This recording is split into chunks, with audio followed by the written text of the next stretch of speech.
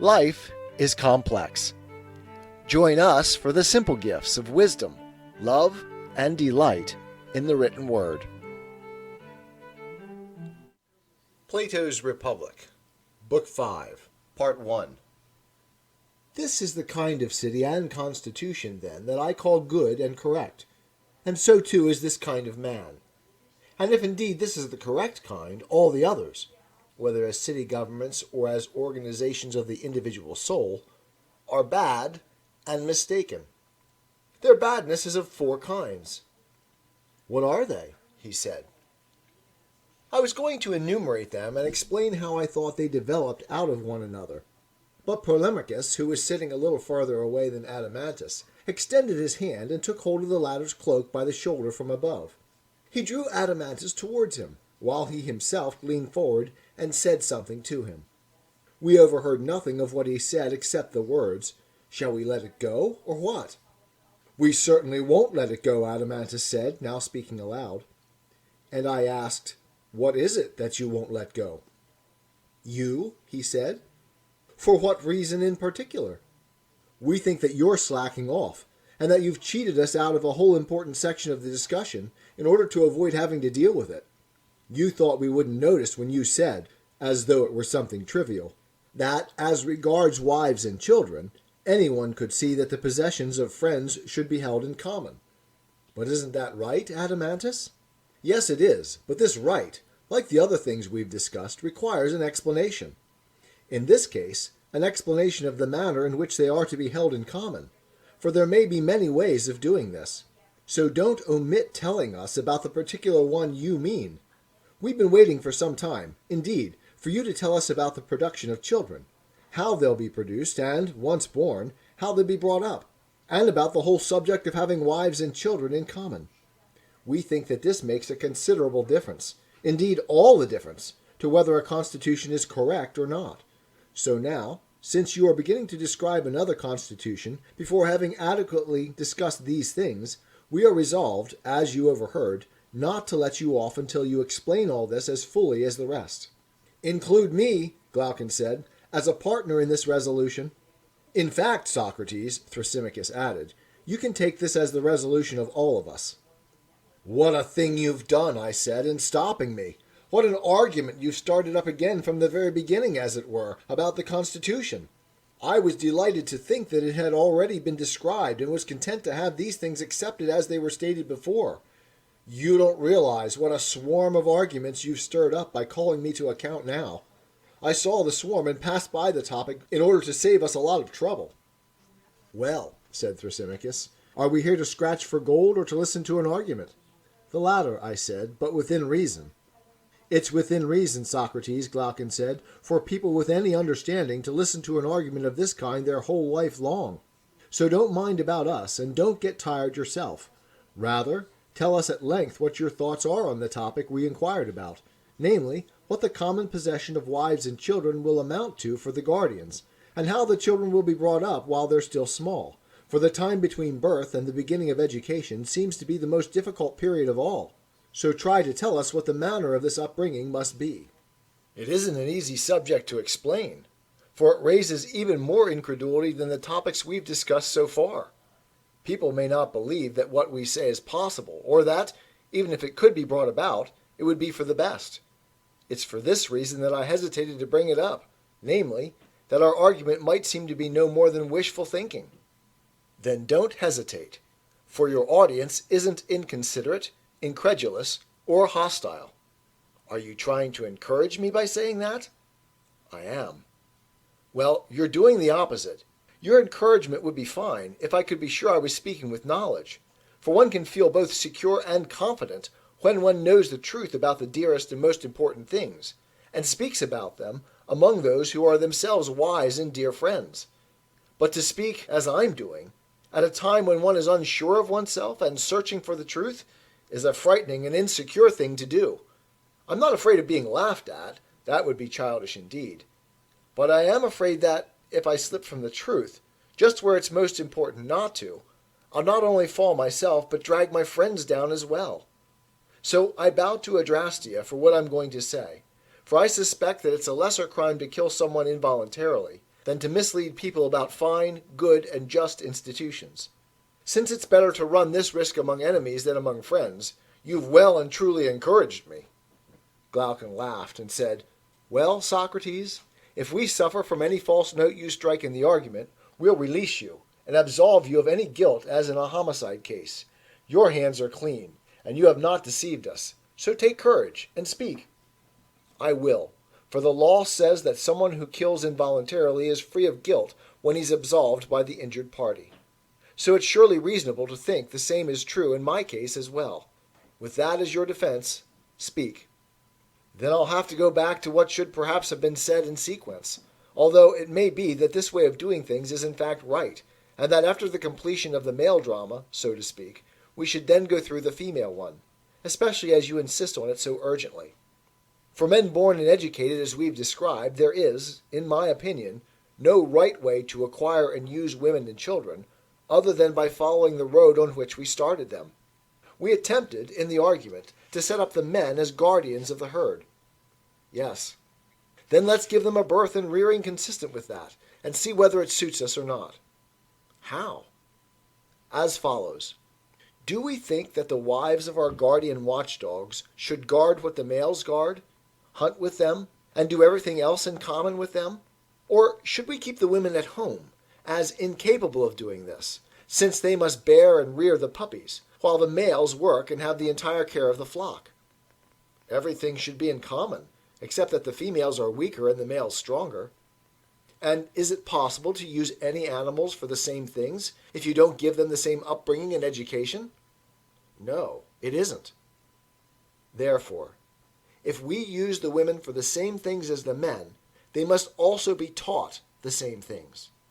"Yes." "Now, we gave the men music and poetry and physical training." "Yes."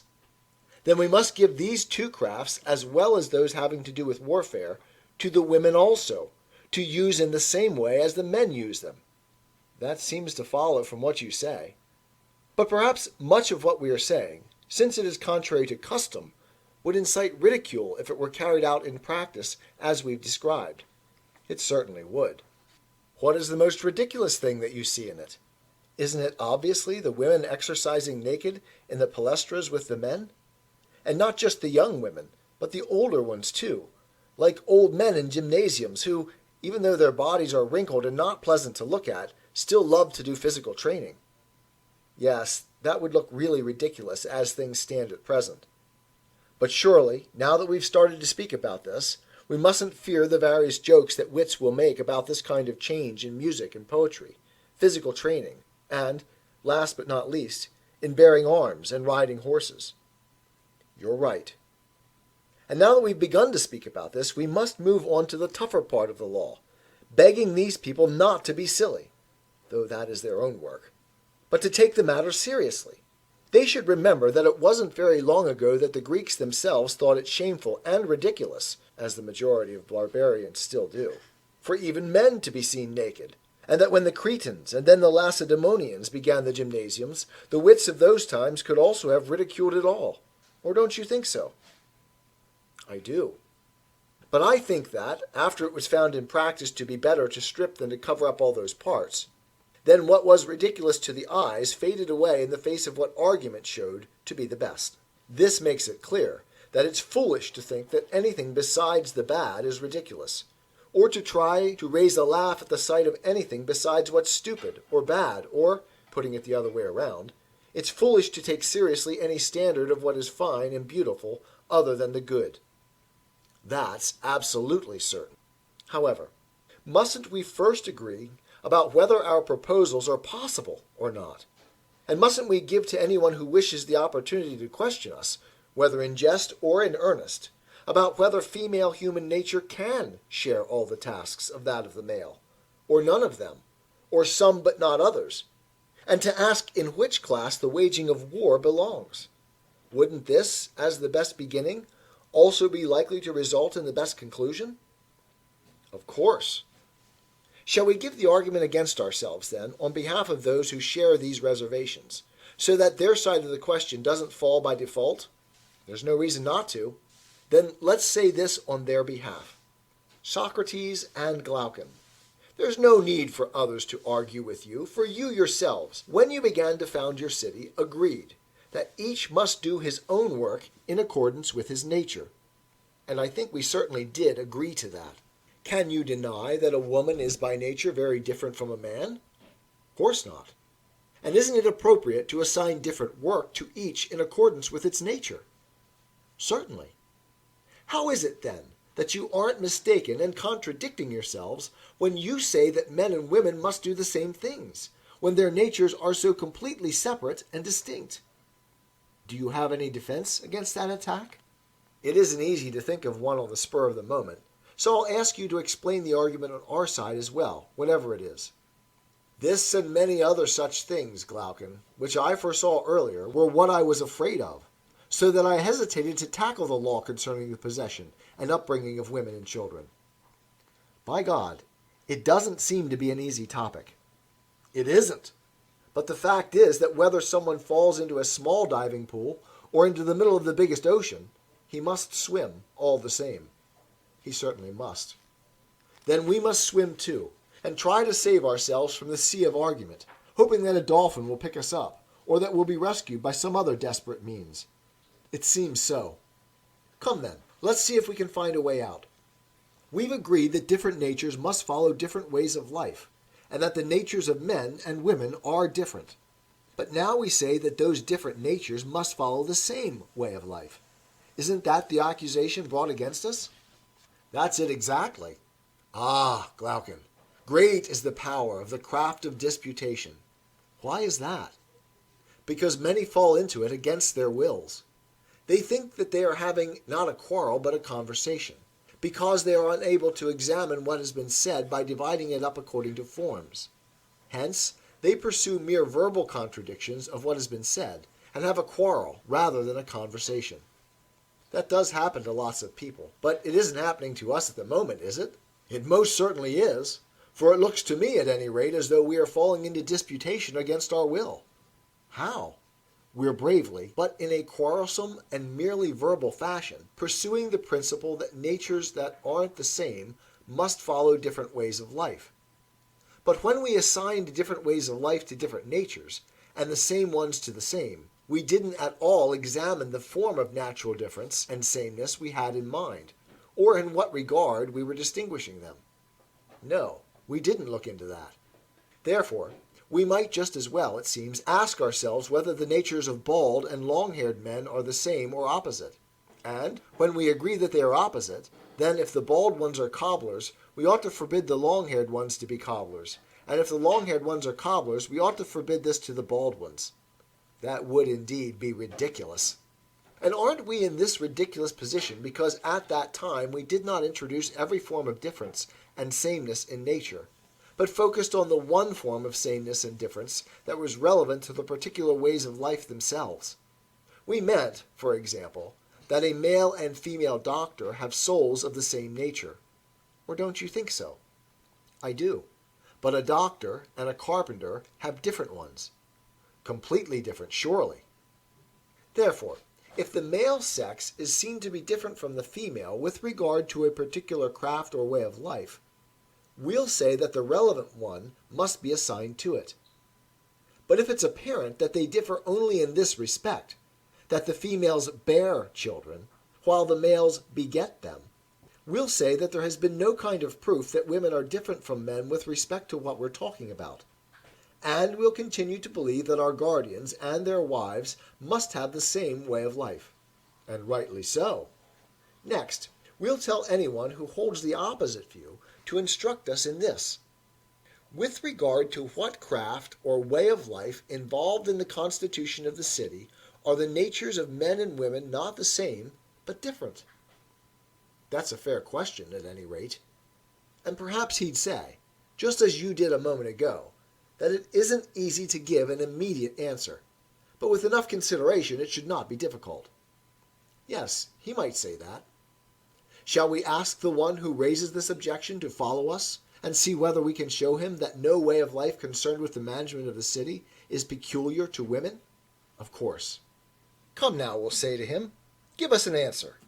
Is this what you meant by one person being naturally well suited for something, and another being naturally unsuited, that the one learned it easily, the other with difficulty, that the one, after only a brief period of instruction, was able to find out things for himself, while the other, after much instruction, couldn't even remember what he'd learned, that the body of the one adequately served his thought, while the body of the other opposed his.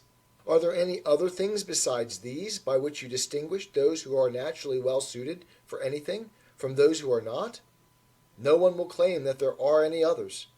Do you know of anything practiced by human beings in which the male sex isn't superior to the female in all these ways?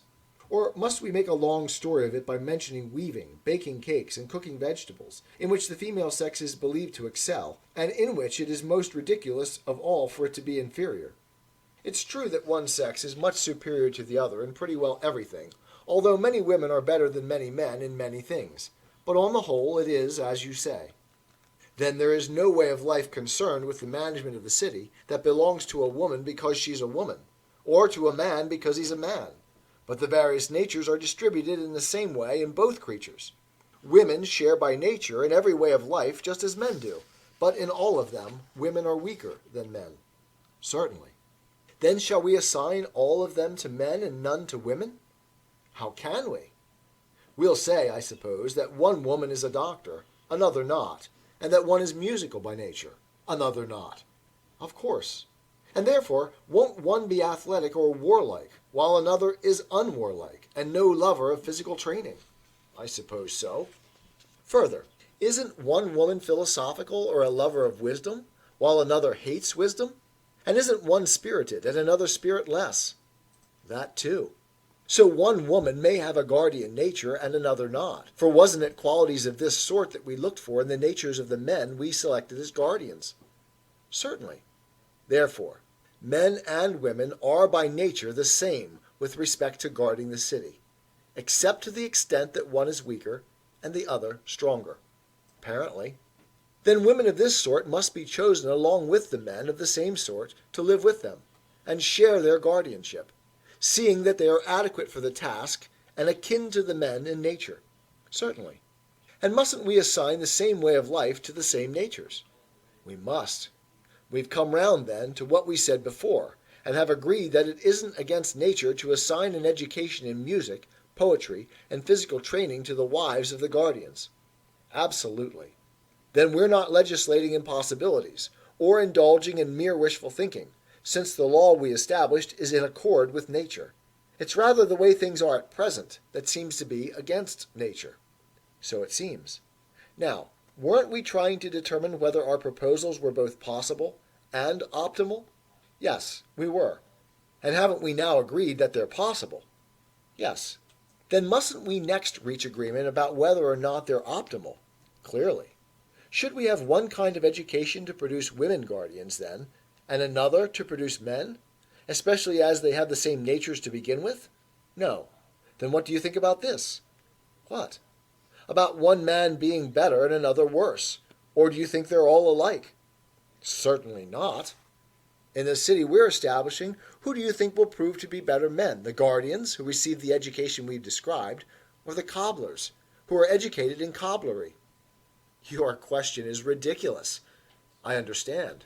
Indeed, aren't the guardians the best of the citizens? By far. And what about the female guardians? Aren't they the best of the women? They're by far the best. Is there anything better for a city than having the best possible men and women as its citizens? There isn't. And isn't it music and poetry and physical training, lending their support in the way we described, that bring this about? Of course. Then the law we've established isn't only possible, it is also optimal for a city?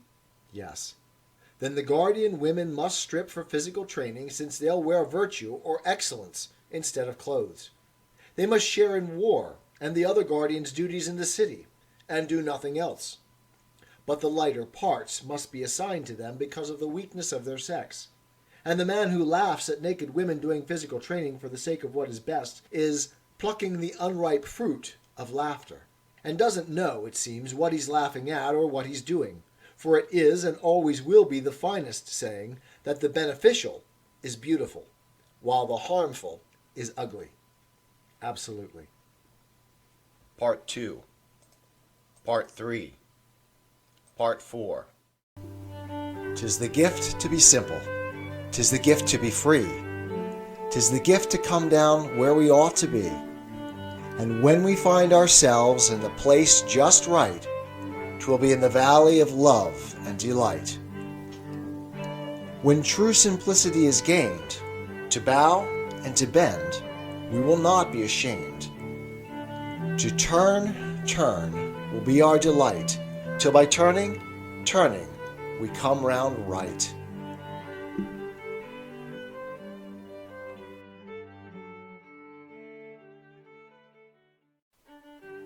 Life is complex. Join us for the simple gifts of wisdom, love, and delight in the written word. Plato's Republic, Book 5, Part 2. Can we say, then, that we've escaped one wave of criticism in our discussion of the law about women? That we haven't been altogether swept away by laying it down that male and female guardians must share their entire way of life, and that our argument is consistent when it states that it is both possible and beneficial? And it's certainly no small wave that you've escaped. You won't think that it's so big when you get a look at the next one. Tell me about it, and I'll decide. I suppose that the following law goes along with the last one and the others that preceded it. Which one? That all these women are to belong in common to all the men. That none are to live privately with any man, and that the children, too, are to be possessed in common, so that no parent will know his own offspring or any child his parent. This wave is far bigger than the other, for there's doubt both about its possibility and about whether or not it's beneficial. I don't think that its being beneficial would be disputed, or that it would be denied that the common possession of women and children would be the greatest good, if indeed it is possible. But I think that there would be a lot of disagreement about whether or not it is possible. There could very well be dispute about both. You mean that I'll have to face a coalition of arguments? I thought I'd escaped one of them, if you believed that the proposal was beneficial, and that I'd have only the one about whether or not it's possible left to deal with. But you didn't escape unobserved, so you have to give an argument for both. Well, then, I'll have to accept my punishment. But do me this favor. Let me, as if on a holiday, do what lazy people do who feast on their own thoughts when out for a solitary walk. Instead of finding out how something they desire might actually come about, these people pass that over, so as to avoid tiring deliberations about what's possible and what isn't. They assume that what they desire is available, and proceed to arrange the rest, taking pleasure in thinking through everything they'll do when they have what they want, thereby making their lazy souls even lazier. I'm getting soft myself at the moment, so I want to delay consideration of the feasibility of our proposal until later. With your permission, I'll assume that it's feasible, and examine how the rulers will arrange these matters when they come to pass. And I'll try to show that nothing could be more beneficial to the city and its guardians than those arrangements. These are the things I'll examine with you first, and I'll deal with the other question later, but only if you'll permit me to do it in this way. You have my permission, so carry on with your examination.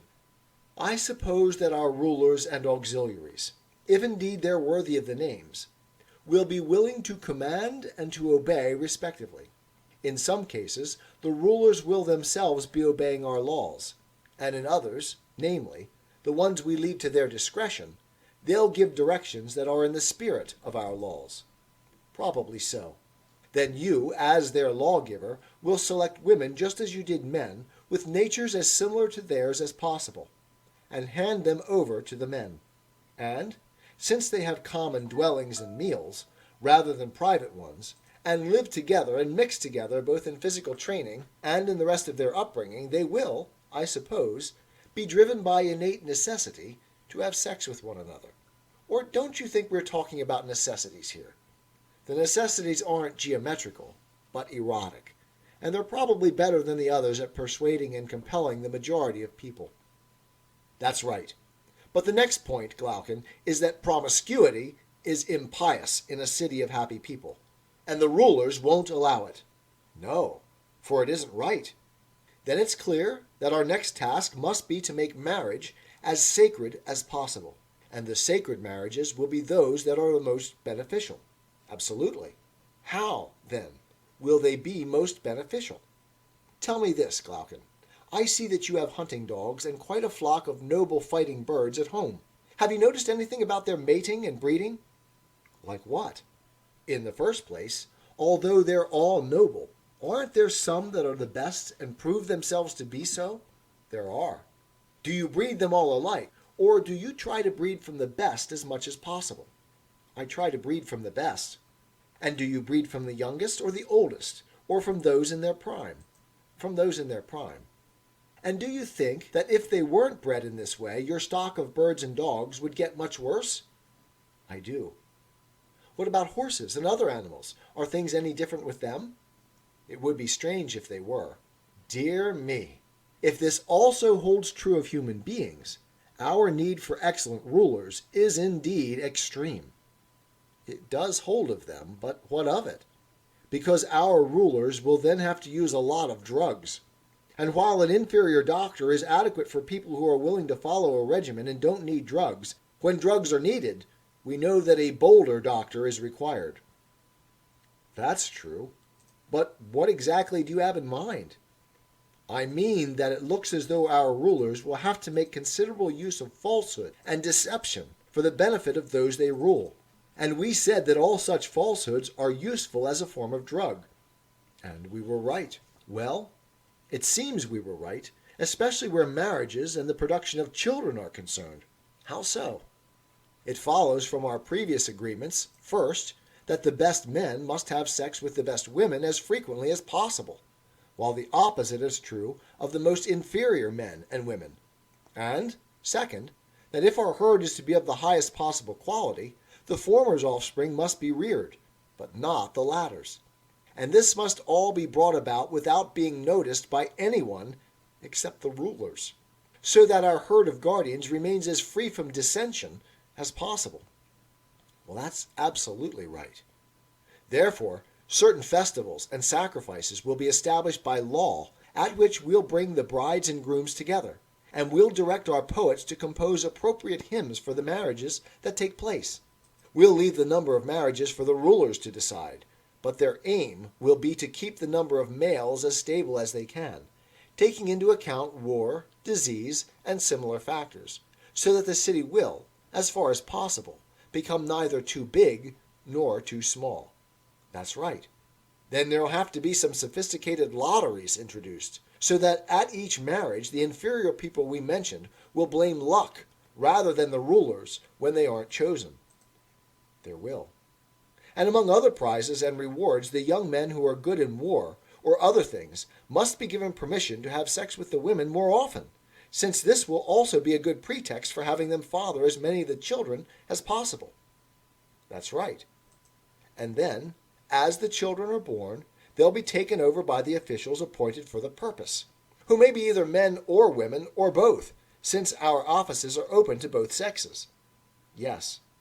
I think they'll take the children of good parents to the nurses in charge of the rearing pen, situated in a separate part of the city. But the children of inferior parents, or any child of the others that is born defective, they'll hide in a secret and unknown place, as is appropriate. It is, if indeed the guardian breed is to remain pure. And won't the nurses also see to it that the mothers are brought to the rearing pen when their breasts have milk, taking every precaution to ensure that no mother knows her own child, and providing wet nurses if the mother's milk is insufficient? And won't they take care that the mothers suckle the children for only a reasonable amount of time, and that the care of sleepless children and all other such troublesome duties are taken over by the wet nurses and other attendants? You're making it very easy for the wives of the guardians to have children, and that's only proper. So let's take up the next thing we proposed. We said that the children's parents should be in their prime. True. Do you share the view that a woman's prime lasts about 20 years, and a man's about 30? Which years are those? A woman is to bear children for the city from the age of 20 to the age of 40. a man from the time that he passes his peak as a runner until he reaches 55. At any rate, that's the physical and mental prime for both. Then, if a man who is younger or older than that engages in reproduction for the community, we'll say that his offense is neither pious nor just, for the child he begets for the city, if it remains hidden, will be born in darkness, through a dangerous weakness of will, and without the benefit of the sacrifices and prayers offered at every marriage festival, in which the priests and priestesses, together with the entire city, ask that the children of good and beneficial parents may always prove themselves still better and more beneficial. That's right. The same law will apply if a man still of begetting years has a child with a woman of childbearing age without the sanction of the rulers. We'll say that he brings to the city an illegitimate, unauthorized, and unhallowed child. That's absolutely right. However, I think that when women and men have passed the age of having children, we'll leave them free to have sex with whomever they wish, with these exceptions. For a man, his daughter, his mother, his daughter's children, and his mother's ancestors. For a woman, her son and his descendants, her father and his ancestors. Having received these instructions, they should be very careful not to let a single fetus see the light of day, but if one is conceived and forces its way to the light, they must deal with it in the knowledge that no nurture is available for it. That's certainly sensible. But how will they recognize their fathers and daughters and the others you mentioned? They have no way of knowing. But a man will call all the children born in the 10th or 7th month after he became a bridegroom his sons, if they're male, and his daughters, if they're female, and they'll call him father. He'll call their children his grandchildren, and they'll call the group to which he belongs grandfathers and grandmothers. And those who were born at the same time as their mothers and fathers were having children, they'll call their brothers and sisters. Thus, as we were saying, the relevant groups will avoid sexual relations with each other. But the law will allow brothers and sisters to have sex with one another if the lottery works out that way and the Pythia approves. That's absolutely right. This, then, Glaucon, is how the guardians of your city have their wives and children in common. We must now confirm that this arrangement is both consistent with the rest of the Constitution and by far the best. Or how else are we to proceed? In just that way. Then isn't the first step towards agreement to ask ourselves what we say is the greatest good in designing the city, the good at which the legislator aims in making the laws, and what is the greatest evil? And isn't the next step to examine whether the system we've just described fits into the tracks of the good and not into those of the bad? Absolutely. Is there any greater evil we can mention for a city than that which tears it apart and makes it many instead of one? Or any greater good than that which binds it together and makes it one? There isn't. And when, as far as possible, all the citizens rejoice and are pained by the same successes and failures, doesn't this sharing of pleasures and pains bind the city together? It most certainly does.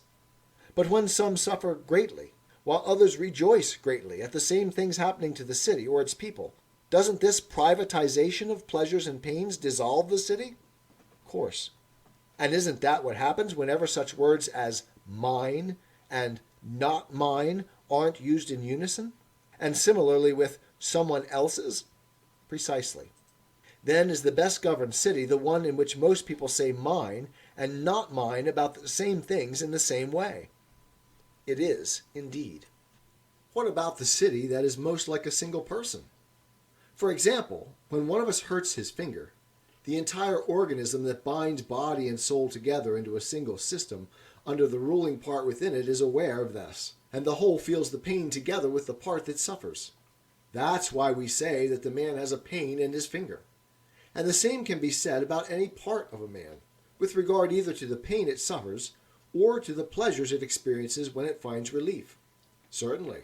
And as for your question, the city with the best government is most like such a person.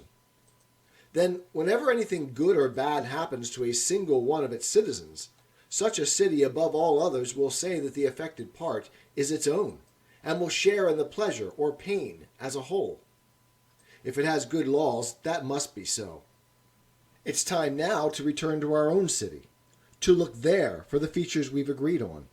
and to determine whether it or some other city possesses them to the greatest degree. Then that's what we must do. What about these other cities? Aren't there rulers and people in them as well as in ours? There are. Besides fellow citizens, what do the people call the rulers in those other cities? In many they call them despots, but in democracies they are called just this, rulers. What about the people in our city? Besides fellow citizens, what do they call their rulers? Preservers and auxiliaries. And what do they in turn call the people? Providers of upkeep and wages. What do the rulers call the people in other cities? Slaves. And what do the rulers call each other? Co-rulers. And ours? Co-guardians. Can you tell me whether a ruler in those other cities could address some of his co-rulers as his kinsmen and others as outsiders? Yes, many could.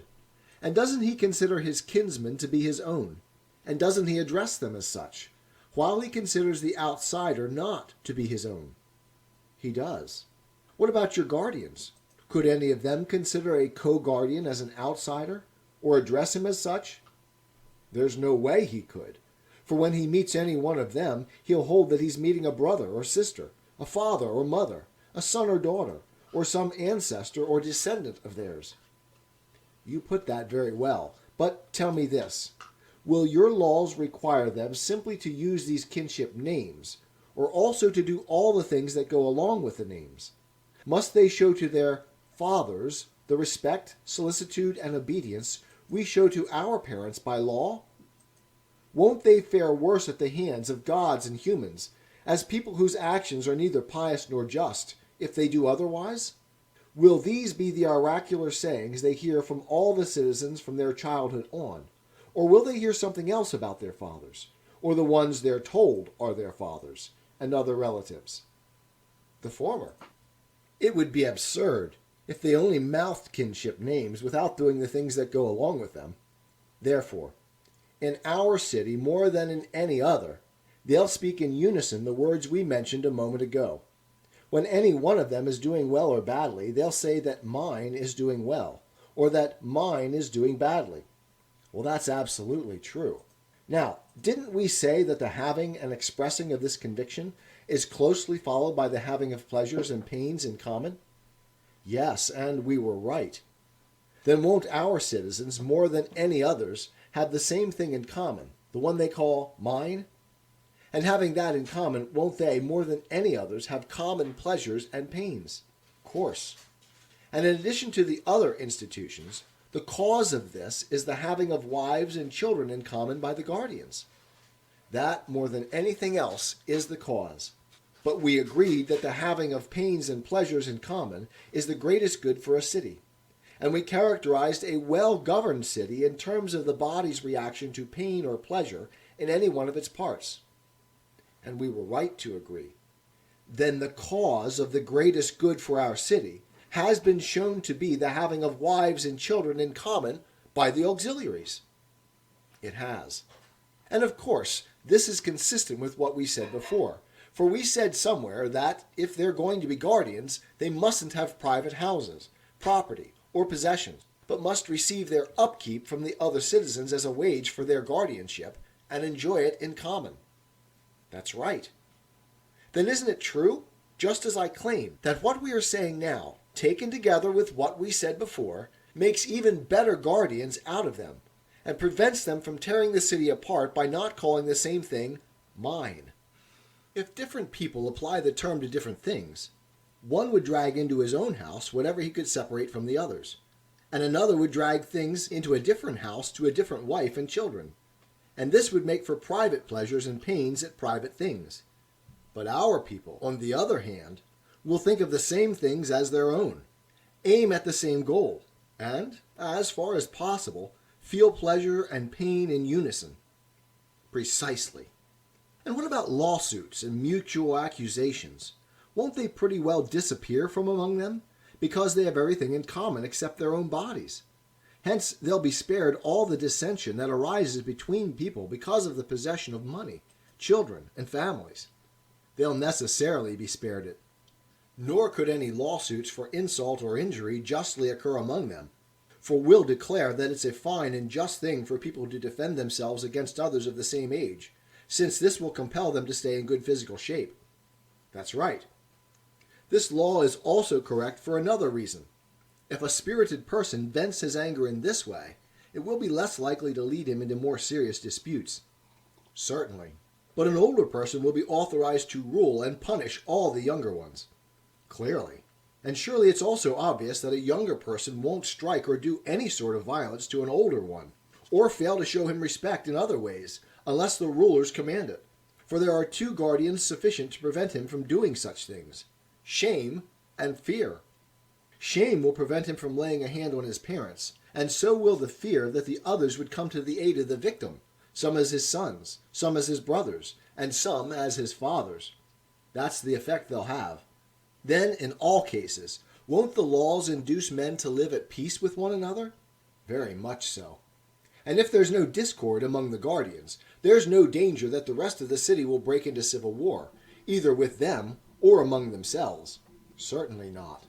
I hesitate to mention, since they're so unseemly, the pettiest of the evils the guardians would therefore escape: the poor man's flattery of the rich, the perplexities and sufferings involved in bringing up children and in making the money necessary to feed the household, getting into debt, paying it off, and in some way or other providing enough money to hand over to their wives and household slaves to manage.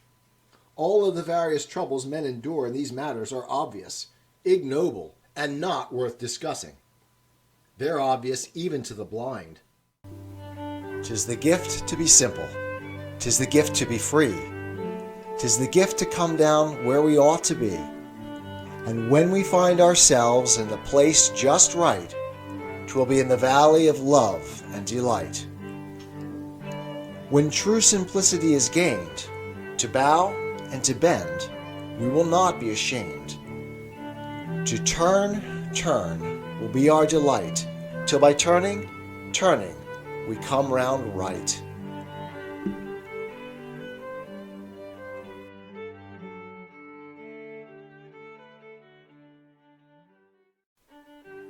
Life is complex. Join us for the simple gifts of wisdom, love, and delight in the written word. Plato's Republic, Book 5, Part 3. They'll be free of all these, and they'll live a more blessedly happy life than that of the victors in the Olympian Games. How? The Olympian victors are considered happy on account of only a small part of what is available to our guardians, for the guardians' victory is even greater, and their upkeep from public funds more complete. The victory they gain is the preservation of the whole city, and the crown of victory that they and their children receive is their upkeep and all the necessities of life. They receive rewards from their own city while they live, and at their death they're given a worthy burial. Those are very good things. Do you remember that earlier in our discussion someone, I forget who, shocked us by saying that we hadn't made our guardians happy, that it was possible for them to have everything that belongs to the citizens, yet they had nothing? We said, I think, that if this happened to come up at some point, we'd look into it then, but that our concern at the time was to make our guardians true guardians, and the city the happiest we could, rather than looking to any one group within it, and molding it for happiness. I remember. Well, then, if the life of our auxiliaries is apparently much finer and better than that of Olympian victors, is there any need to compare it to the lives of cobblers, farmers, or other craftsmen? Not in my opinion.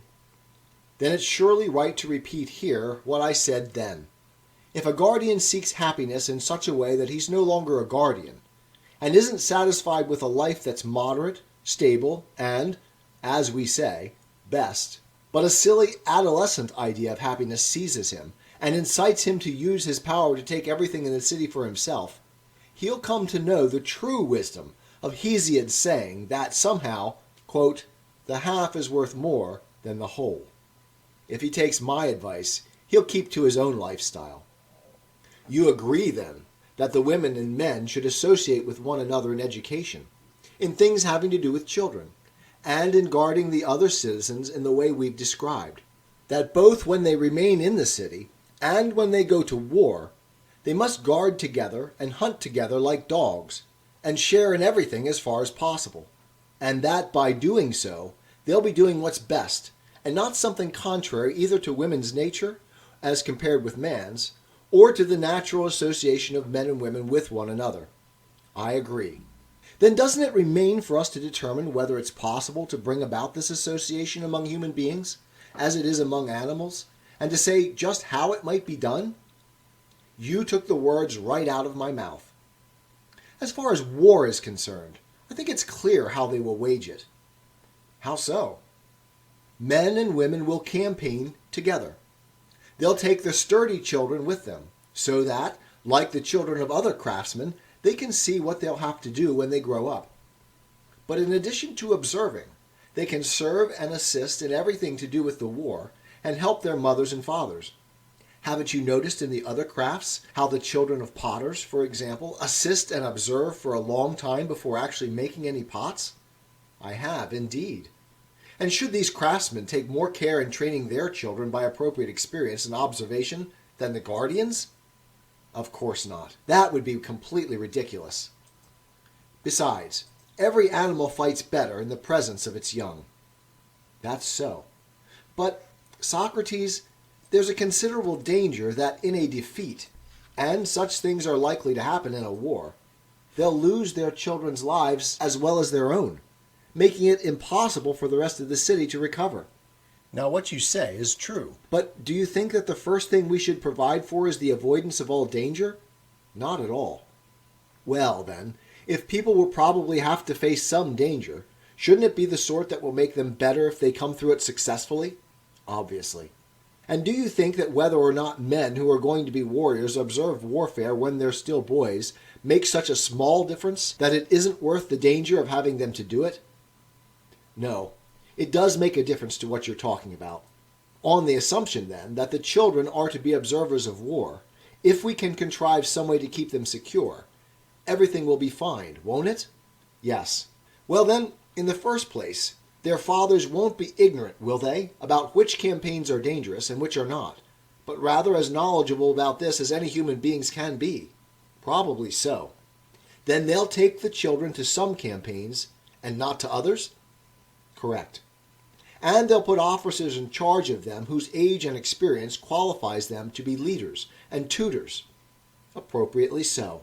But as we say, the unexpected often occurs. Indeed.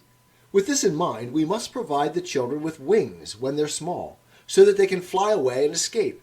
What do you mean? We must mount them on horses as early as possible. Not on spirited or aggressive horses, but on very fast and manageable ones. And when they've learned to ride, they must be taken to observe a war. In this way, they'll get the best look at their own work and, if the need arises, make the securest possible escape to safety, following their older guides. I think you're right. What about warfare itself? What attitude should your soldiers have to each other and to the enemy? Are my views about this right or not? First, tell me what they are. If one of them leaves his post, or throws away his shield, or does anything else of that sort through cowardice, shouldn't he be reduced to being a craftsman or farmer? Certainly. And shouldn't anyone who is captured alive be left to his captors as a gift to do with as they wish? Absolutely. But don't you think that anyone who distinguishes himself and earns high esteem should, while still on the campaign, first be crowned with wreaths by each of the adolescents and children who accompany the expedition? I do. And what about shaken by the right hand? That too. But I suppose that you wouldn't go this far? Namely, that he should kiss and be kissed by each of them. Well, that most of all. And I'd add this to the law. As long as the campaign lasts, no one he wants to kiss shall be allowed to refuse, for then, if one of them happens to be in love with another, whether male or female, he'll be all the more eager to win the rewards of valor. Excellent. And we've already stated that, since he's a good person, more marriages will be available to him, and he'll be selected for such things more frequently than the others, so that he'll beget as many children as possible. Yes, we did say that. Indeed, according to Homer, too, it is just to honor in such ways those young people who are good. For he says that Ajax, when he distinguished himself in battle, quote, was rewarded with the long cut off the backbone. And that's an appropriate honor for a courageous young man, since it will both honor him and increase his strength. That's absolutely right. Then we'll follow Homer in these matters at least, and insofar as good people have shown themselves to be good, we'll honor them at sacrifices, and all such occasions with hymns, quote, seats of honor, meats, and well-filled cups of wine. And in all the other ways we mentioned, so that, in addition to honoring good men and women, we'll continue to train them. Well, that's excellent. All right. And as for those who died on the campaign, won't we say, first of all, that if their deaths were distinguished, they belong to the golden race? That above all. And won't we believe with Hesiod that whenever any of that race die, they become, quote, sacred daemons living upon the earth, noble spirits, protectors against evil, guardians of articulate mortals? We'll certainly believe that. Then we'll inquire from the god what kind of distinguished funeral we should give to daimonic and godlike people, and we'll follow his instructions. Of course. And for the remainder of time, we'll care for their graves and worship at them as we would at those of daemons, and we'll follow the same rites for anyone whom we judge to have lived an outstandingly good life, whether he died of old age or in some other way. That is only just. Now, what about enemies? How will our soldiers deal with them? In what respect? First, enslavement. Do you think it is just for Greeks to enslave Greek cities? Or, as far as they can, should they not even allow other cities to do so, and make a habit of sparing the Greek race, as a precaution against being enslaved by the barbarians? It's altogether, and in every way best to spare the Greek race. Then isn't it also best for the guardians not to acquire a Greek slave, and to advise the other Greeks not to do so either? Absolutely. In that way, they'd be more likely to turn against the barbarians, and keep their hands off one another. What about despoiling the dead? Is it a good thing to strip the dead of anything besides their armor after a victory?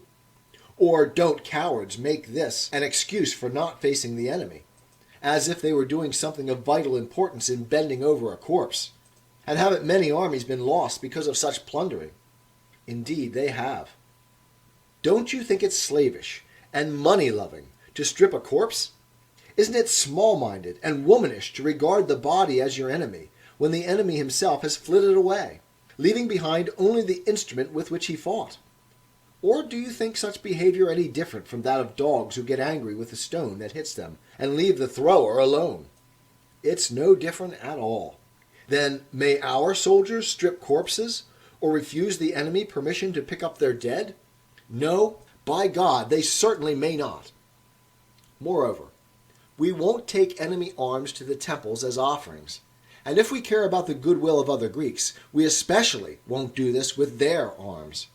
Rather, we'd be afraid of polluting the temples if we brought them such things from our own people, unless, of course, the god tells us otherwise. Well, that's absolutely right. What about ravaging the land of the Greeks and burning their houses? Will your soldiers do things of this sort to their enemies? I'd like to hear your opinion about that. Well, I think they should do neither of these things, but destroy the year's harvest only. Do you want me to tell you why?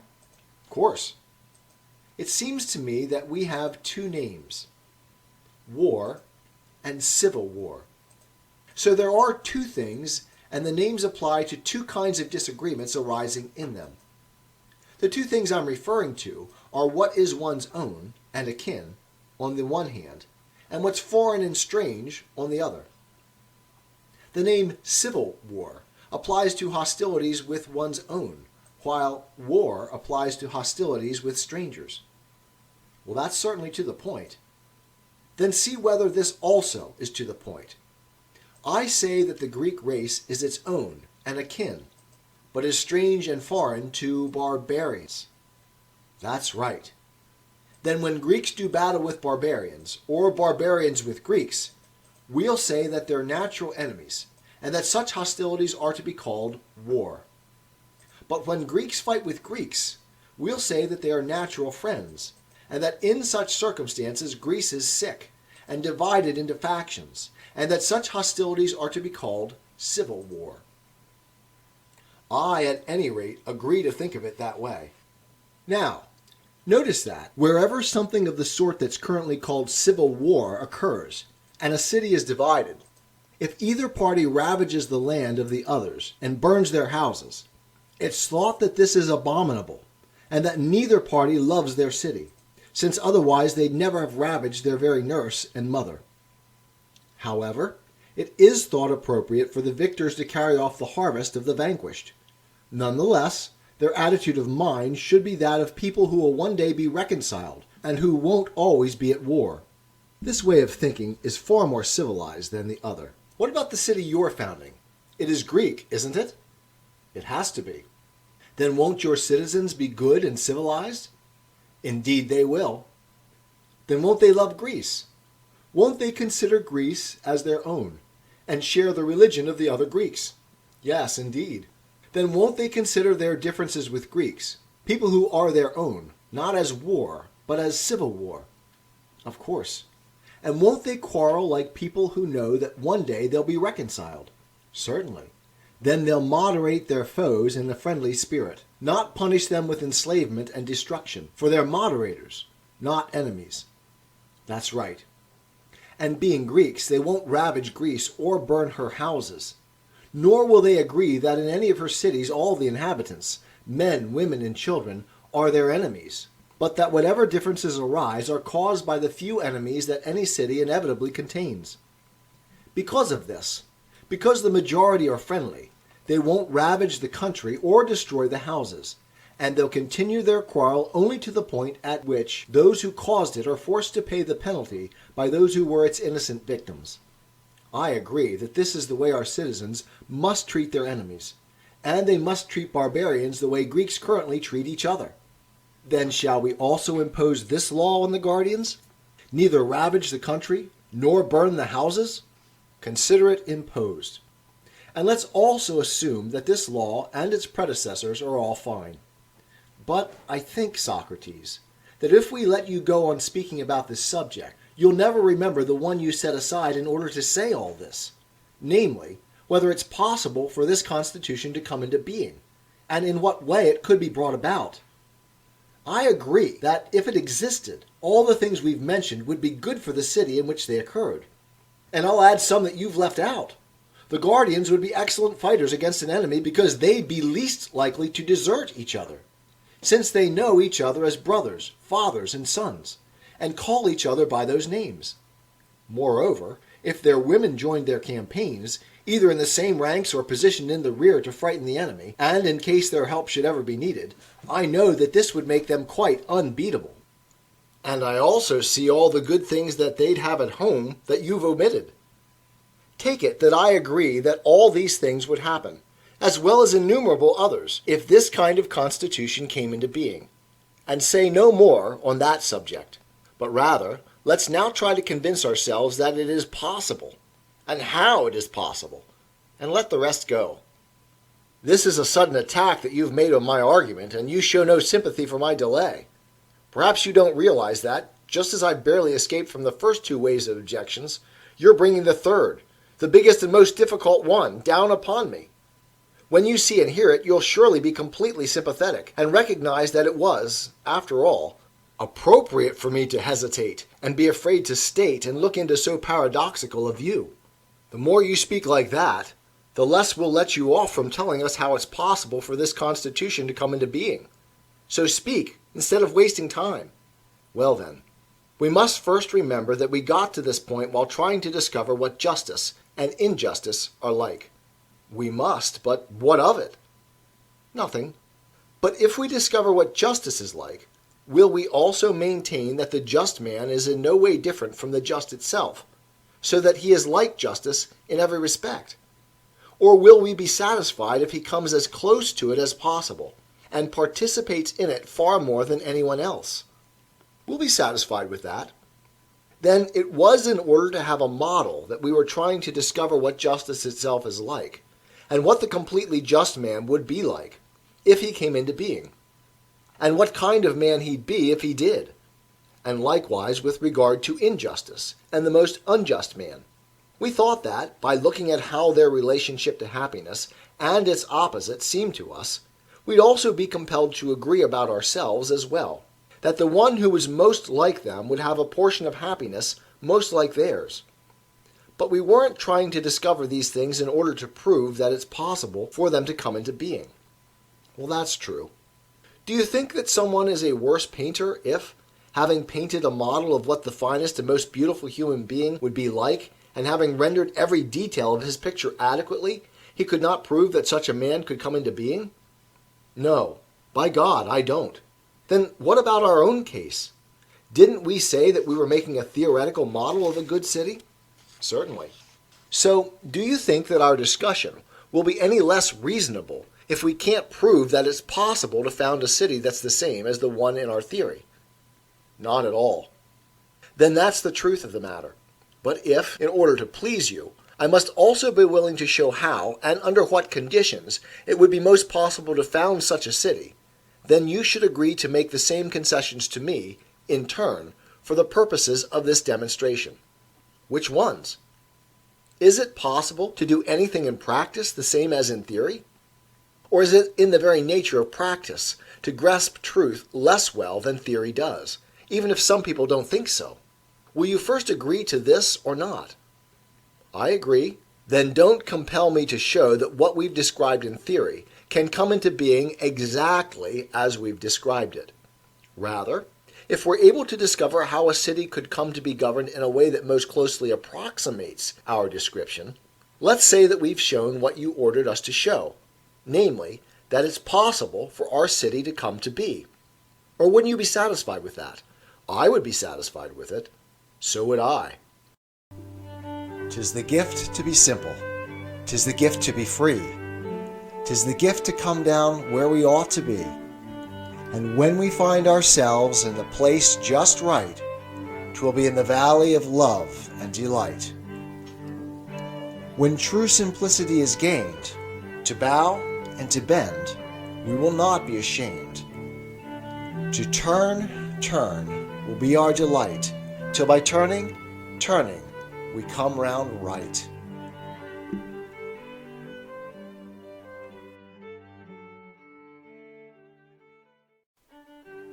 Life is complex.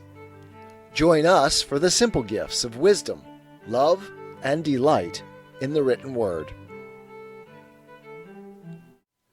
Plato's Republic, Book 5, Part 4. Then, next, it seems, we should try to discover and point out what's now badly done in cities that keeps them from being governed in that way, and what's the smallest change that would enable our city to reach our sort of constitution. One change, if possible, or if not one, two, and if not two, then the fewest in number and the least extensive. Well, that's absolutely right. There is one change we could point to that, in my opinion, would accomplish this. It's certainly neither small nor easy, but it is possible. What is it? Well, I've now come to what we likened to the greatest wave. But I shall say what I have to say, even if the wave is a wave of laughter that will simply drown me in ridicule and contempt. So listen to what I'm going to say. Say on. Until philosophers rule as kings in cities, or those who are now called kings and leading men genuinely and adequately philosophize, that is, until political power and philosophy entirely coincide, while the many natures who at present pursue either one exclusively are forcibly prevented from doing so, cities will have no rest from evils, Glaucon, nor, I think, will the human race. And, until this happens, the constitution we've been describing in theory will never be born to the fullest extent possible, or see the light of the sun. It's because I saw how very paradoxical this statement would be that I hesitated to make it for so long. For it's hard to face up to the fact that there can be no happiness, either public or private, in any other city. Socrates, after hurling a speech and statement like that at us, you must expect that a great many people, and not undistinguished ones either, will cast off their cloaks and, stripped for action, snatch any available weapon and make a determined rush at you, ready to do terrible things. So, unless you can hold them off by argument and escape, you really will pay the penalty of general derision. Well, you're the one that brought this on me, and I was right to do it. However, I won't betray you, but rather defend you in any way I can, by good will, by urging you on, and perhaps by being able to give you more appropriate answers than someone else. So, with the promise of this assistance, try to show the unbelievers that things are as you say they are. I must try it, then, especially since you agree to be so great an ally. If we're to escape from the people you mention, I think we need to define for them who the philosophers are that we dare to say must rule. And once that's clear, we should be able to defend ourselves by showing that the people we mean are fitted by nature both to engage in philosophy and to rule in a city, while the rest are naturally fitted to leave philosophy alone and follow their leader. This would be a good time to give that definition. Come then, follow me, and we'll see whether or not there's some way to set it out adequately. Lead on. Do you need to be reminded, or do you remember that, if it's rightly said that someone loves something, then he mustn't love one part of it and not another, but he must love all of it? I think you'll have to remind me, for I don't understand it at all. That would be an appropriate response, Glaucon, for somebody else to make. But it isn't appropriate for an erotically inclined man to forget that all boys in the bloom of youth pique the interest of a lover of boys and arouse him, and that all seem worthy of his care and pleasure. Isn't that the way you people behave to fine and beautiful boys? You praise a snub-nosed one as cute, a hook-nosed one you say is regal, one in between is well-proportioned, dark ones look manly, and pale ones are children of the gods. And as for a honey-colored boy, do you think that this very term is anything but the euphemistic coinage of a lover who found it easy to tolerate sallowness, provided it was accompanied by the bloom of youth? In a word, you find all kinds of terms and excuses so as not to reject anyone whose flower is in bloom. If you insist on taking me as your example of what erotically inclined men do, then, for the sake of argument, I agree. Further, don't you see wine lovers behaving in the same way? Don't they love every kind of wine and find any excuse to enjoy it? Certainly. And I think you see honor lovers, if they can't be generals, be captains.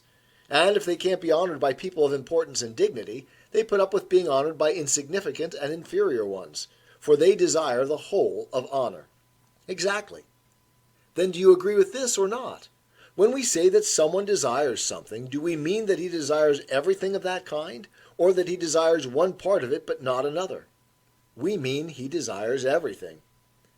Then won't we also say that the philosopher doesn't desire one part of wisdom rather than another, but desires the whole thing?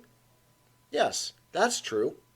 And as for the one who's choosy about what he learns, especially if he's young and can't yet give an account of what is useful and what isn't, we won't say that he is a lover of learning or a philosopher, for we wouldn't say that someone who's choosy about his food is hungry, or has an appetite for food, or is a lover of food.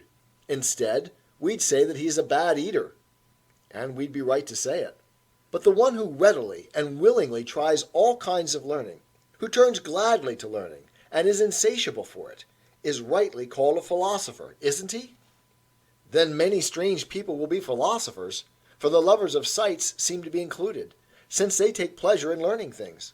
And the lovers of sounds are very strange people to include as philosophers, for they would never willingly attend a serious discussion or spend their time that way, yet they run around to all the Dionysiac festivals, omitting none, whether in cities or villages, as if their ears were under contract to listen to every chorus.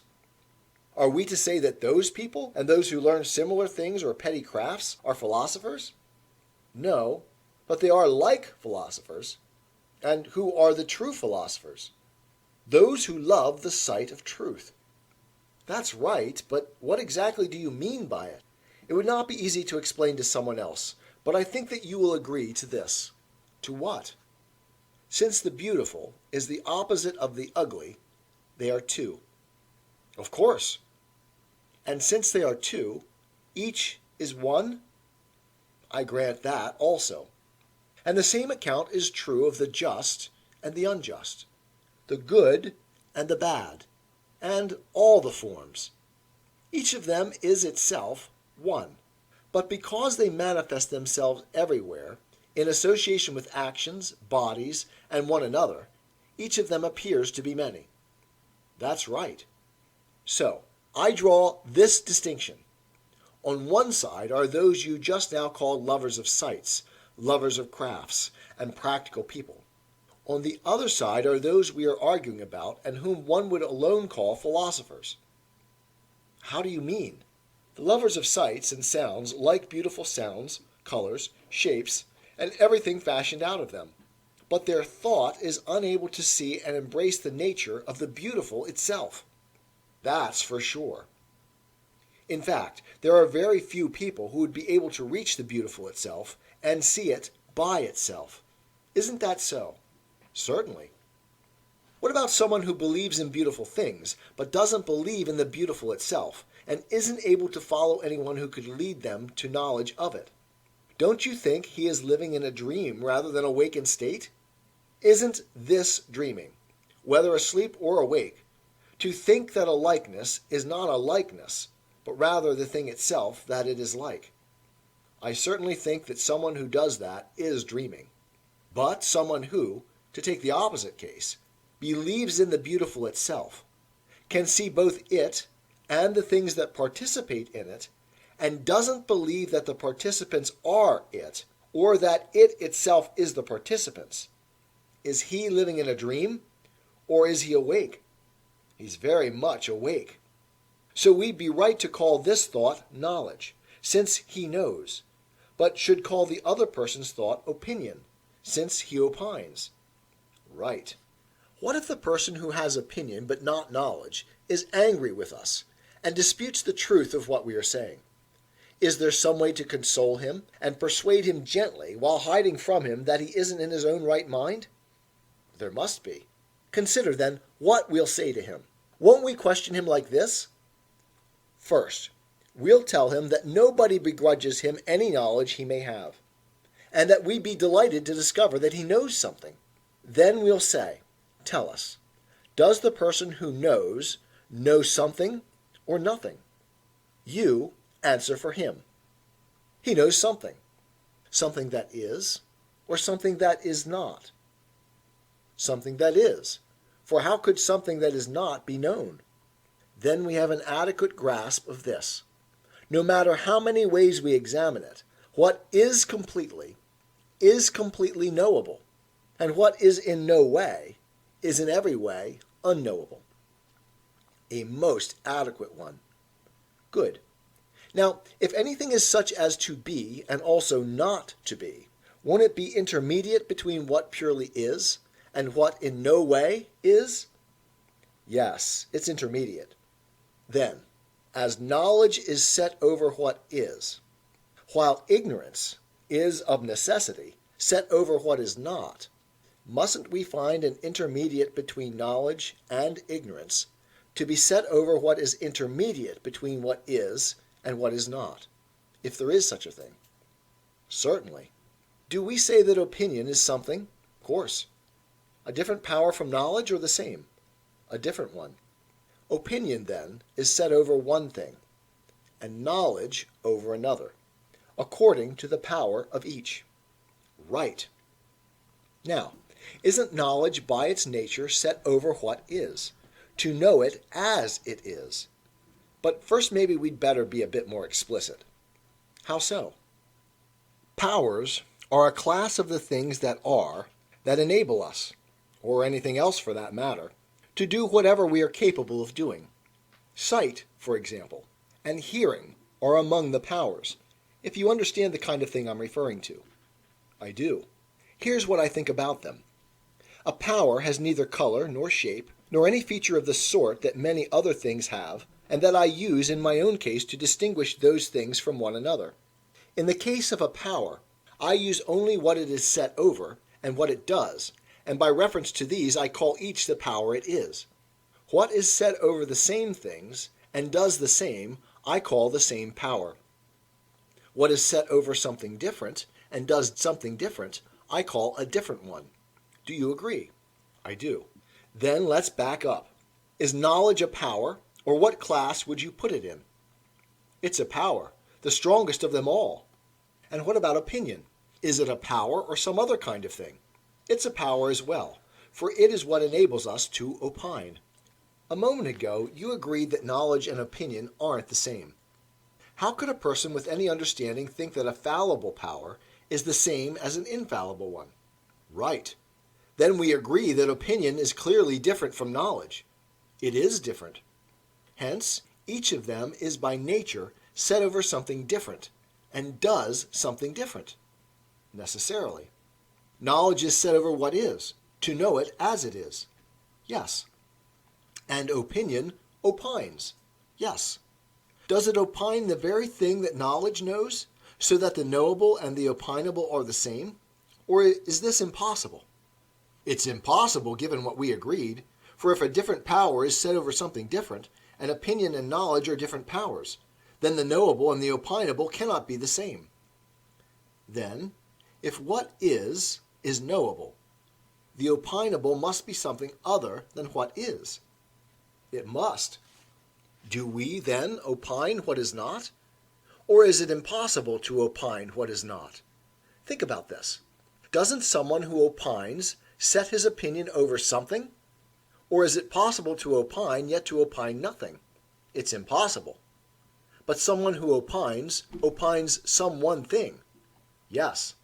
Surely the most accurate word for that which is not isn't one thing, but no thing. Certainly. But we had to set ignorance over what is not, and knowledge over what is. That's right. So someone opines neither what is, nor what is not. How could it be otherwise? Then opinion is neither ignorance, nor knowledge? So it seems. Then does it go beyond either of these? Is it clearer than knowledge, or darker than ignorance? No, neither. Is opinion, then, darker than knowledge, but clearer than ignorance? It is. Then it lies between them? Yes. So opinion is intermediate between these two? Absolutely. Now, we said that if something could be shown, as it were, to be and not to be at the same time, it would be intermediate between what purely is, and what in every way is not, and that neither knowledge nor ignorance would be set over it, but something intermediate between ignorance and knowledge. Correct. And now the thing we call opinion has emerged as being intermediate between them. It has.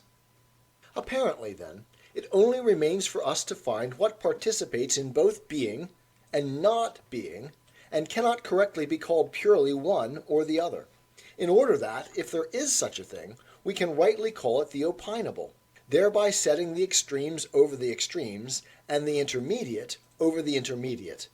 Isn't that so? It is.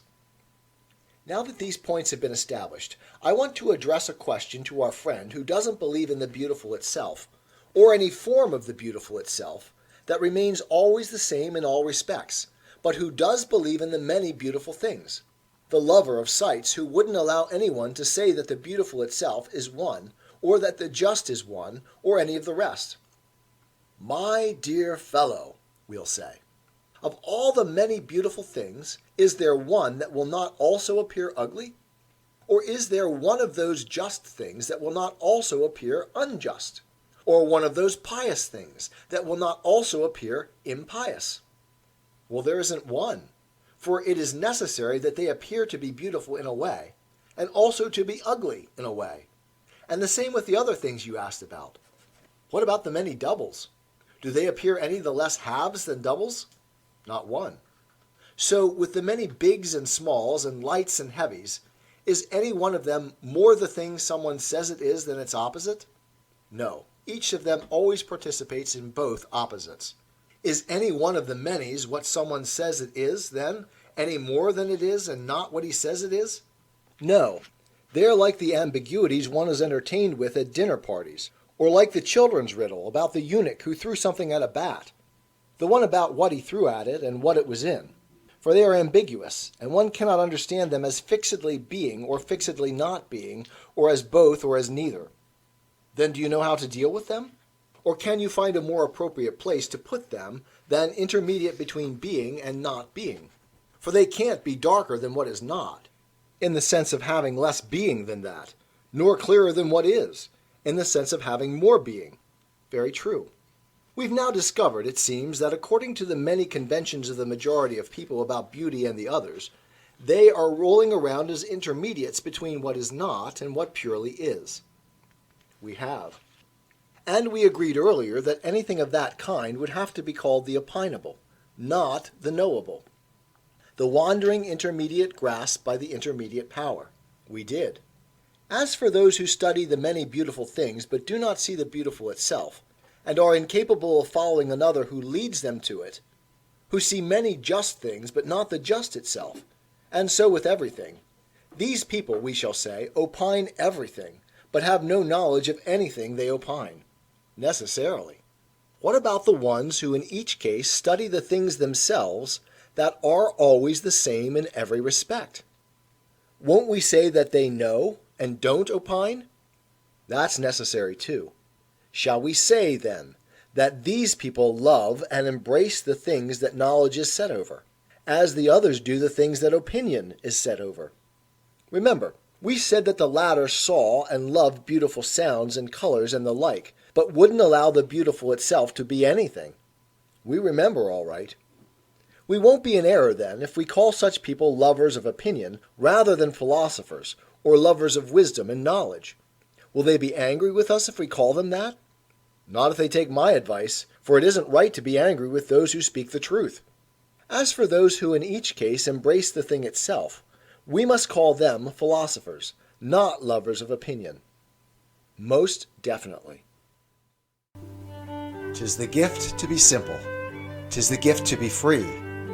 'Tis the gift to come down where we ought to be. And when we find ourselves in the place just right, 'twill be in the valley of love and delight.